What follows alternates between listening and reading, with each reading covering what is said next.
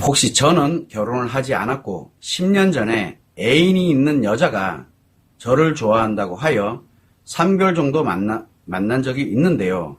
많이 힘들었던 것 같아요. 제가 중증 심리 장애인지 궁금해요 라고 이렇게 했습니다. 자, 남성분 같은데 결혼을 하지 않은 상태에서 10년 전에 아니다. 여성분이네. 그죠?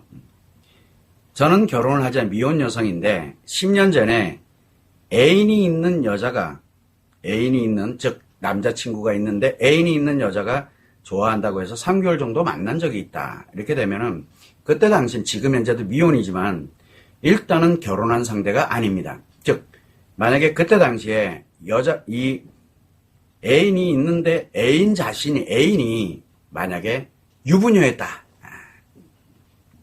만약에 유부녀였다 그러면은 관계 중독인 상태에 있는 남자를 만나게 되면서 관계 중독이 발생됐을 가능성도 있습니다. 그러나 그냥 일반적인 애인인 관계였다 그렇게 되면 그냥 일종의 약간 바람의 개념이라고 생각을 해서 심리장애까지 중증 심리장애까지 발생되지는 않습니다. 그래서 외도와 바람은 완전 다릅니다.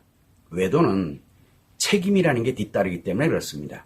그래서 부부관계에 관련되어 있는 책임, 인간관계에 관련되어 있는 책임이거든요. 그런데 애인관계는 인간관계가 아닙니다.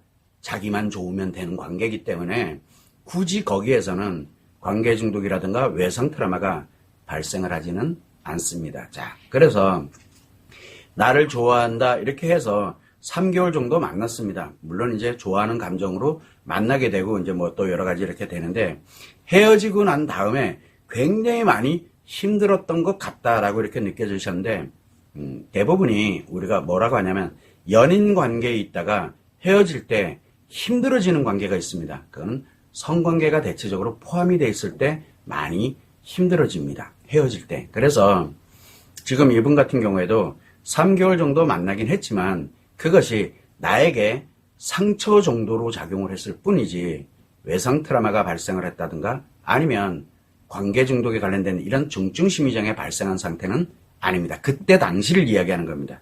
그래서 중증 심리장애가 발생됐다라고 보기는 어렵습니다. 물론 상황이 예를 들어서 그 남자가 유부남이었다 이러면 또 달라집니다. 완전 달라집니다. 뭘 볼 것도 없어요. 무조건 중증 심리장애 관계 중독이에요. 그러나 유부남이 아니었다라고 하게 되면 이 연애 관계에서 발생되는 이 양다리 걸치고 막 그다음에 바람 피고 하는 거 그거는 바람과 외도가 다른 점이 바로 그거거든요. 바람은 결국은 관계 중독이 아닙니다. 그런데 이 외도는 중증 심리장애인 관계 중독이 원인이라는 거. 그래서 엄청난 차이를 갖고 있습니다. 근데 사람들은 바람이다, 외도다 막 얘기하거든요. 결코 아니라는 사실. 그래서 그때 당시에 중증 심리장애가 발생된 상태는 아닙니다. 다만 남녀관계에 관련되어 있는 부분에서 상처를 입은 것은 사실입니다. 그래서 그 상처가 치료됐는지 안 됐는지는 모릅니다. 그러나 그 상처는 일반적인 관계 중독 차원에서 따져보게 되면 상처는 정말 아무것도 아니에요. 어떻게 보면은.